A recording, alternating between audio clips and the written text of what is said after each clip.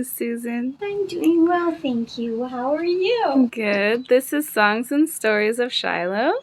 Do you mind if I ask you a few questions? Not at all. All right. Well, let me ask you the first question. How did you first come to Shiloh Community Church? Well, the first time I came, it was to do special music. Bob and Deb invited me to come along. Bob and Deb Cody? Bob and Deb Cody, and the Shiloh Church, as well as Bob and Debbie, were praying about whether or not Bob should be the pastor. Okay. This is back in 1995, and so he was coming to preach, and I came to do the special music with my two girls, with Kelly and Kristen, and with their two girls, Jen and Laura. Okay. And after that, I came about 5 years later. Actually, my family life back in Kitchener had totally fractured, and I came almost as a refugee to this area. Wow. And Bob and Deb came and got me, and I had to start over here and began to go to Shiloh Church on a regular basis with them, and found it to be a very warm and safe place to be. Wow, that's sweet. Where are you from originally then? I am from Elmira. Elmira. Oh, that's a nice place actually. It is, yeah. And when did you first become a Christian? Well, I grew up in the Presbyterian Church in Elmira, and I grew up going to Sunday school, and I had a kid's Bible storybook that I absolutely loved. Oh. And I devoured the stories. So I knew all about Abraham and Moses and Daniel, but there was kind of an ache in me, even as a little girl. I understood that God was big and that he was holy and that I was not. And I didn't know how to really come into a relationship with him until I went to Mennonite Bible School in Elmira one summer, and there was a 16-year-old girl there who was my teacher. She was a Mennonite girl, and she clearly shared the gospel about Jesus, that it was Jesus, that he was God, and his dying on the cross for us was what made the difference. And so that was the beginning of my relationship with the Lord. Wow. How old were you at that time? About 10. 10. That's so special. Wow. And what would be a very memorable experience for you in your walk with God? Well, shortly after I became a Christian, my mother got sick with cancer and she died. So I was just a kid, and my sister and I were very, very close, and we ended up a lot of the time with my grandparents. And Grandpa decided every year that it was important to go to the Elmira Cemetery and to plant flowers, and that was something I didn't want to do at all. I found it to be a really scary and sad place. Yeah. And I remember as we were driving into the cemetery, I heard this voice clearly speaking to my heart, and it was so clear and so loud to me that I didn't know why Gail didn't hear it. Okay. And the Lord said, Your why sister, are you Gail. seeking the living among the dead?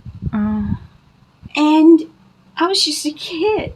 Yeah. But I believe he was trying to tell me my mom was a believer and that she was okay, that it was only her body there. Wow. But that her spirit was in heaven with Jesus, that she was safe. Yeah. And the other thing is my songs. Yeah.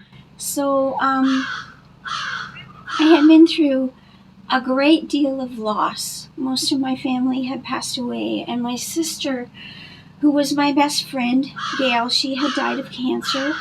And we had been a duet. We sang together all the time, and she was the one who played the piano. Okay. And in my aloneness, I began to seek God more than I ever had before, and to get into the Bible. And words from the Bible would almost leap off the page at me. And I would write them in my journal, and then songs began to come from them. I'd walk my dog in the early morning and a melody would come to me. Or I'd wake up with one in the middle of the night. Yeah. And it just all came together into songs. And then I began to play them on the piano. So God gave me the ability to play, even though I didn't have the knowledge and the skill to be able to do that. And through His Word and through the songs, He just brought such strength and comfort to my heart. Wow, that's incredible. Well, the Lord blessed you with the ability to play the piano then. Yeah. That's just amazing. Thank you. Yeah. That is a very memorable experience. Yes, for and sure. now you play at Shiloh too. You've played lots of music at Shiloh and written many songs. Yeah, that's beautiful. Thank you. Thank you. Can you share a memory from your time at Shiloh? The first memory that pops into my mind is green bread. Green bread. I remember the first time I was there, and downstairs in the Sunday school, Lois was in charge, and she had brought green bread, not moldy, real green bread for St. Patrick's Day. Okay. And all over the church there were frogs. I remember little plastic and stuffed animals that were frogs with signs up that said, "Fully rely on God," which is what frogs stood for.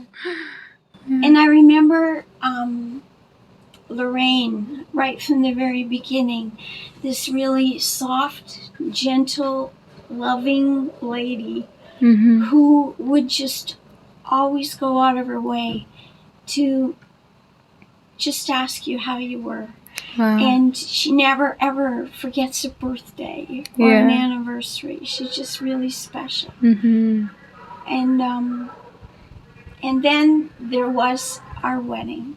Yes. So